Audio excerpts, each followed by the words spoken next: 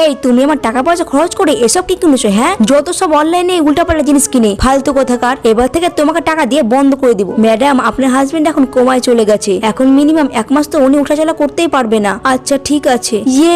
আমার তো অনেক মজা। এই দেখো দেখো, তোমার টাকা খরচ করে আমি অনলাইনে কত জিনিস কিনেছি, দেখবে না? দেখো দেখো, এই দেখো তোমার কতটা খরচ করে দিলাম। আর এই দেখো, 2টো মশারি আবার কিনেছি। কিছু বলো এবার। আমার সঙ্গে বেশি পাকনামি করলে এমনই হয়।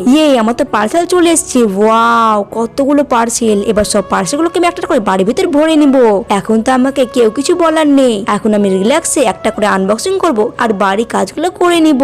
এখন তো আমাকে কেউ কিছু বলতে পারবে না, আর আমাকে লুকিয়ে লুকিয়ে পার্সেল গুলো আনবক্সিং করতেও হবে না। এখন তো আমি ওর সামনেই আনবক্সিং করব। ওই 2টো আমি পাজামা কিনেছিলাম, এই জন্য যে আমাকে কত কথা শোনালো কে জানে। এখন তোর পকেট থেকে আমি হাজার হাজার টাকা নষ্ট করে দিয়েছি। এখন তো ও কিছুই বলতে পারে না। এই জন্য বলে 4 হাত পা থাকলে